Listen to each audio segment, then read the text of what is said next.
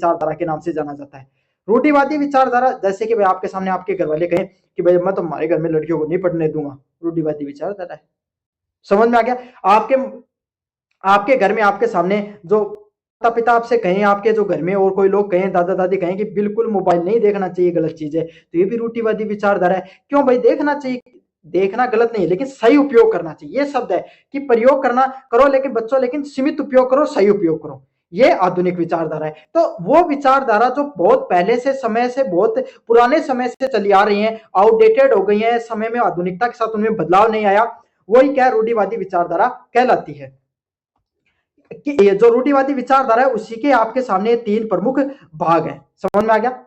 इन तीनों का मूल उद्देश्य समाज की व्यवस्था को स्थिर बनाए रखने का है। यह विचारधारा किस लिए बनाई गई? क्योंकि समाज है ना भाई, समाज आप सबको पता है, जो मनुष्य है ना, मनुष्य मनुष्य कैसा प्राणी है? मनुष्य भाई समाज में रहने वाला प्राणी है। आप सभी लोग समाज में रहते हो, जंगलों में थोड़ी रहते हो आपके सामने कि भाई दूर दूर तक कोई नहीं बोलियो, ऐसा नहीं है। समाज में रहते हैं, एक साथ बहुत सारे लोग इकट्ठा रहकर रहते हैं। अब सभी लोग आपके सामने समाज में अपने मन के हिसाब से कार्य करने लग जाए तो क्या समाज चलेगा? क्या नहीं चल सकता।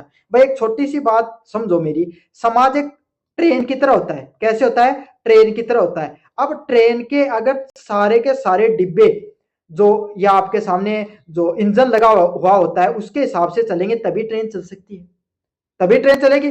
और ट्रेन का एक इंजन, एक डब्बा इधर चले, एक इधर चले, एक इधर चले, एक इधर चले, कोई इधर जा रहा है, तो ट्रेन चल जाएगी? क्या नहीं चलेगी। इसी तरीके से समाज है। समाज एक ट्रेन के डिब्बे की तरह है, जिसमें जो ये नियम कायदे जो समाज को चलाने के लिए बनाए जाते हैं वो इंजन का तरह काम करते हैं। वो जो नियम होते हैं वो समाज को आगे बढ़ाने का धीरे धीरे काम करते हैं। समझ में आ गया? लेकिन इन तरीकों की नीतियां बिल्कुल अलग है। लेकिन ये जो हर नीति, हर नियम होता है उसकी कुछ ना कुछ अलग चीजें होती हैं। तो इसमें क्या अलग अलग चीजें, अपन तीनों के बारे में विस्तार से जानेंगे। पहला पॉइंट है अधिनायकवादी रूढ़िवादी विचारधारा। क्या कहती है भैया? यह रूढ़िवादी का सबसे कठोर व अलोकतांत्रिक रूप है।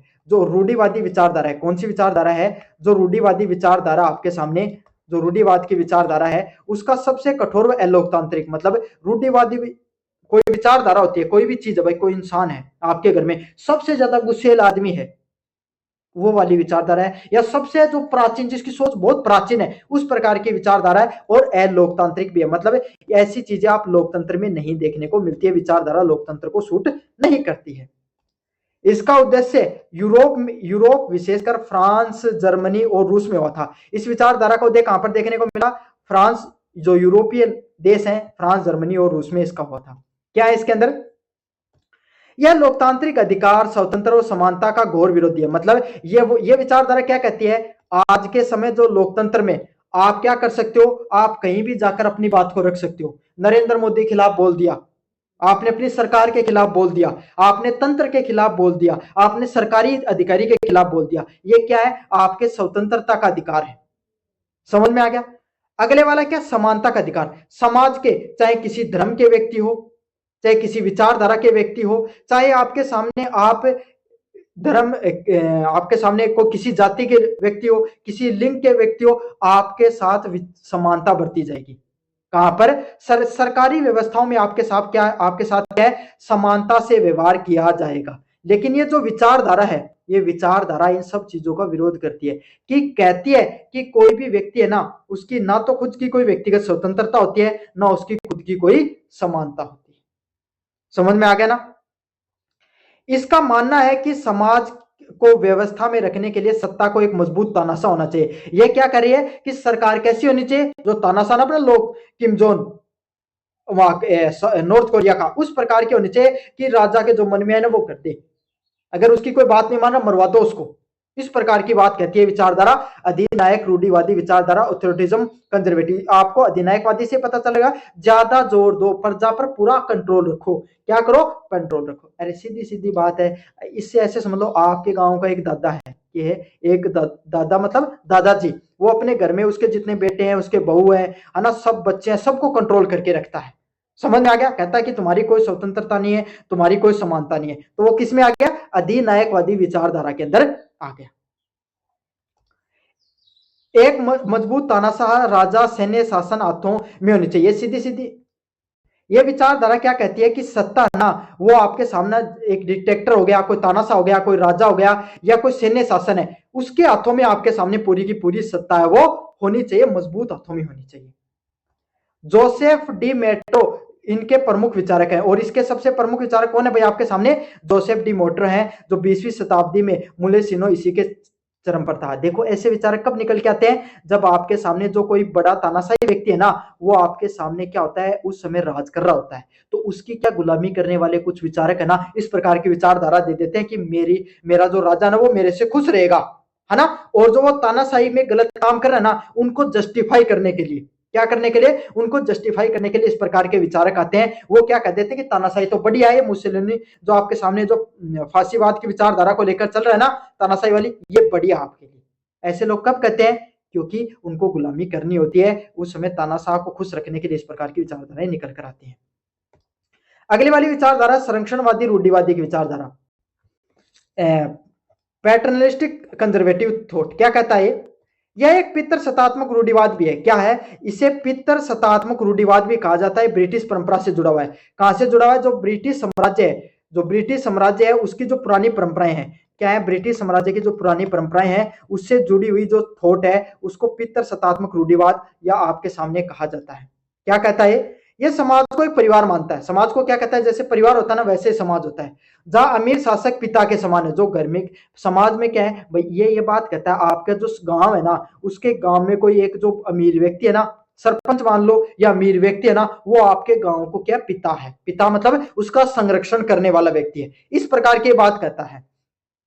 और गरीब लोग हैं वो क्या है? बच्चों के समान, मतलब आप सब लोग है ना, जो और लोग हैं वो बच्चों के समान है, और वो क्या है? पिता के समान। सीधी सीधी बात वो यही कहना चाह रहे हैं, ये संरक्षणवादी विचारधारा यही कहती है कि आपको ना जो अमीर व्यक्ति है ना वो आपको कंट्रोल करेगा। पिता क्या करता है? बच्चों को कंट्रोल में रखता ना। इसी तरीके से ये विचारधारा भी यही कहना चाहती है कि समाज एक परिवार की तरह है। अमीर शासक होता है वो पिता के समान होता है, और जो गरीब लोग कैसे होते हैं? बच्चों के समान होते हैं।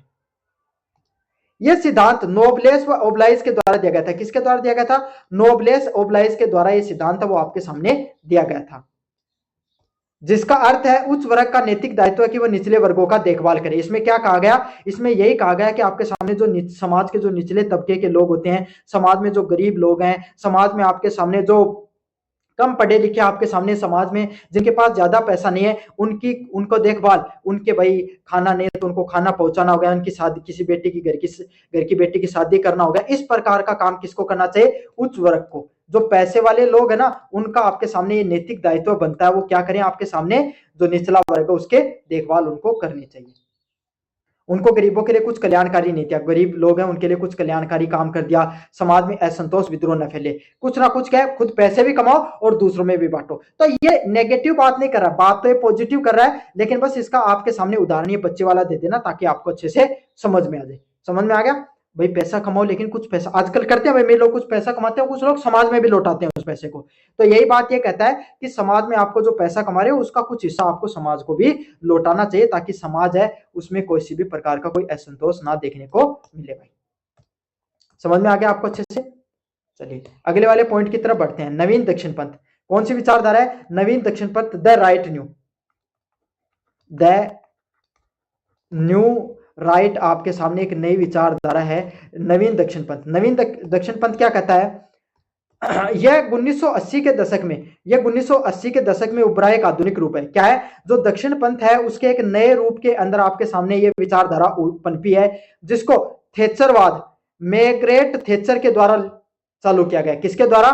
मैग्रेट थेचर है, उनके द्वारा आपके सामने नवीन दक्षिण पंथ की विचारधारा उसको शुरुआत की गई।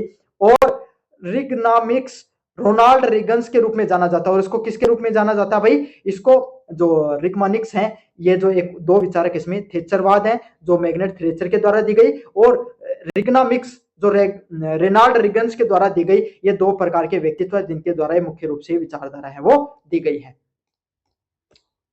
विश्लेषण, ये दो सिद्धांतों का अनोखा मिश्रण है। इसमें दो सिद्धांत है, आधुनिक रूप से नव उदारवाद और सामाजिक रूप से आपके सामने नव रूढ़िवाद। दो प्रकार की विचारधारा है। यह चाहता है कि अर्थव्यवस्था पूरी तरीके से मुक्त, निजीकरण, कम टैक्स और सरकार बाजार से दूर रहे। क्या रहे? ये चाहते हैं कि जो अर्थव्यवस्था है वो पूरी तरीके से मुक्त रहे। पूरी तरीके से मुक्त मतलब पूरी तरीके से जो बाजार है ना वो किसके हाथों में रहे? अमीर लोगों के हाथों में रहे। किन के हाथों में रहे भाई? जो समाज में जो अमीर लोग है ना, अमीर लोग हैं, उन सभी लोगों के हाथों में सारी की सारी चीजें रहनी चाहिए। जो बाजार है, अर्थव्यवस्था, वो पूरी तरीके से आपके सामने अमीर लोगों के पास होना चाहिए। निजीकरण ज्यादा से ज्यादा देखने को मिले और जो अमीर लोग हैं, बिजनेसमैन लोग हैं, उन पे कम से कम टैक्स लगाया जा सके और सरकार वो बाजार को कंट्रोल ना करे। मतलब व्यापारी जैसा चाहिए वैसा कर सके आपके सामने। समझ में आ गया भाई? इसका नुकसान बहुत होते हैं। आपको लगे रही है तो कर देना चाहिए, बहुत फायदेमंद चीज है, लेकिन आप उनकी फिर व्यापारी मनमर्जी करने लग जाते हैं। सरकार का कंट्रोल होना बाजार पे बहुत जरूरी है। क्यों? बाजार आपके एक साल के फसल, उदाहरण से दो, एक साल का ये आपके सामने प्याज है, प्याज आपके सामने, उसकी फसल कमजोर होगी, कमजोर हो गई तो क्या करेंगे व्यापारी? उनके पास जो स्टॉक में पड़ा हुआ है ना, उसको क्या कर लेंगे? उसकी कालाबाजारी करेंगे, उसको रोक लेंगे, बाहर नहीं निकालेंगे, तो क्या उसका दाम और ज्यादा बढ़ जाएगा। इसीलिए सरकार कंट्रोल करती है बाजार को। बाजार को नियंत्रण करना भी जरूरी होता है बहुत ज्यादा। अगले वाला बिंदु है सामाजिक रूप से नव रूढ़िवाद क्या चाहता है? यह चाहता है कि समाज में कठोर कानून हो। ये क्या चाहता है? समाज में कठोर कानून हो, मजबूत पुलिस हो, कड़ा राष्ट्रवाद हो और पारंपरिक पारिवारिक मूल्य की नैतिकता की वापसी हो। मतलब इसमें दोनों विचारधारा है। कुछ लोग तो ये कहते हैं कि अर्थव्यवस्था पूरी तरीके से सरकार के कंट्रोल से, हाथों से बाहर होनी चाहिए, नई विचारधारा है। दूसरी क्या कहती है आपके सामने? समाज में कठोर कानून लागू होना चाहिए, पुलिस है ना वो भी मजबूती से कंट्रोल करे, देशभक्ति है वो चरम सीमा पर हो, पारंपरिक जो पारिवारिक मूल्य है, जो पारंपरिक जो हमारी विचारधारा है वो भी चरम पर रहे, धर्म और नैतिकता वो देखने को मिलनी चाहिए। अगले वाला पॉइंट है अधिनायकवादी शक्ति और डर से समाज को नियंत्रण करता है। ये क्या करता है आपके सामने? अधिक शक्ति और डर से समाज को कंट्रोल करने की बात करते हैं। संरक्षणवाद गरीबों की देखभाल और कल्याण करके उन्हें शांत रखना चाहता है। देखो अलग तीन विचारधारा थी ना। अधिनायकवादी क्या कहते हैं? शक्ति और डर से समाज को कंट्रोल रखो। तानाशाही लोग क्या करते हैं? खुद की शक्ति दिखाकर, किसी ने उनकी बात नहीं मानी उनको मरवा दिया। शक्ति और डर से समाज को कंट्रोल करते हैं। संरक्षणवादी क्या कहते हैं कि गरीब लोगों की देखभाल करनी चाहिए। क्या करनी चाहिए? गरीब लोगों का कल्याण करो और कल्याण करके उनको थोड़ा पैसा देके शांत करवा दो। जबकि न्यू राइट अर्थव्यवस्था को मुक्त समाज के कड़े अनुसंधों में बांधना चाहता है। ये तीन प्रकार की अलग अलग प्रकार की विचारधाराएं हैं। समझ में आ गया? तो कार्ल मार्क्स के जो मूल सिद्धांत है तो मैंने बहुत बार पढ़ा रखे हैं आपको। इनको क्या करना, आपको जो यूट्यूब चैनल अपना, इस वीडियो को देखने के बाद में यूट्यूब चैनल पे जाना है और कार्ल मार्क्स सर्च कर लेना है। क्या? Karl Marx by university champion, by university champion, सारे के सारे उसकी थ्योरी मैंने पढ़ा रखी है। तो इसमें तो नहीं पढ़ाऊंगा क्योंकि मैंने बहुत बार पढ़ा रखा है, कार्ल मार्क्स के बारे में सब कुछ पढ़ा रखा है मैंने। समझ में आ गया?